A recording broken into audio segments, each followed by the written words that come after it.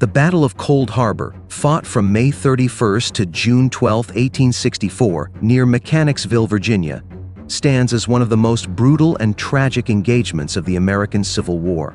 It was a key part of Lieutenant General Ulysses S. Grant's Overland Campaign, a relentless push to defeat General Robert E. Lee's Confederate Army and capture Richmond, the Confederate capital. But Cold Harbor would become synonymous not with victory, but with unimaginable loss and the grim realities of war. Part 1. The strategic context. By the spring of 1864, the Civil War had dragged on for 3 bloody years. Grant, now in command of all Union forces, was determined to end the war through a strategy of attrition.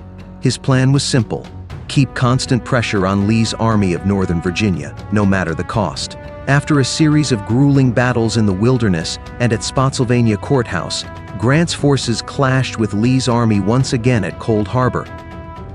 The name Cold Harbor itself is misleading. It wasn't a harbor at all, but a crossroads tavern where travelers could find shelter but no warm meals, hence Cold Harbor. The terrain was a mix of dense woods and open fields, with Confederate forces digging in behind formidable earthworks. Lee's men were exhausted but battle-hardened, and they used the landscape to their advantage, creating a defensive position that would prove nearly impregnable. Part 2. The assault, a costly mistake. On June 3, 1864, Grant ordered a massive assault on the Confederate lines. Despite warnings from his officers about the strength of Lee's defenses, Grant believed a swift, concentrated attack could break through. What followed was one of the most disastrous Union charges of the war. Thousands of Union soldiers advanced across open ground, only to be met with a hail of Confederate rifle and artillery fire. The attack was over in less than an hour, but the carnage was staggering. Some Union units lost more than half their men in minutes. One Union soldier later wrote, "It was not war, it was murder." The Union suffered over 7,000 casualties in just a few hours, while Confederate losses were comparatively light, estimated at around 1,500.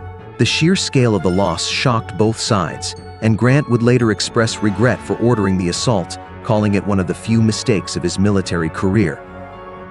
Part 3. The aftermath. The Battle of Cold Harbor marked a turning point in the Overland Campaign. While Grant's army was battered, he refused to retreat, instead shifting his forces south to Petersburg in a maneuver that would lead to a prolonged siege.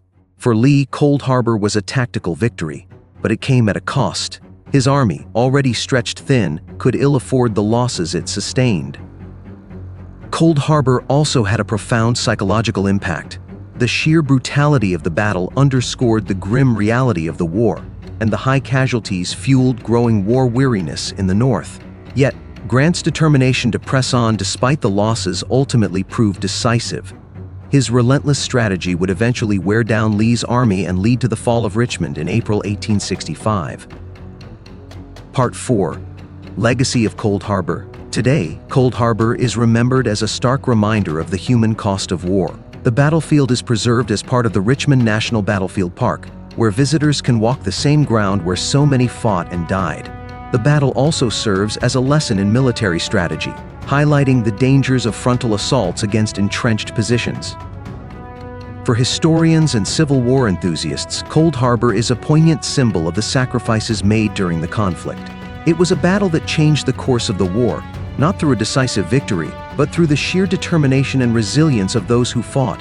Thanks for watching. Like, comment, and subscribe for more deep dives into the pivotal moments of history.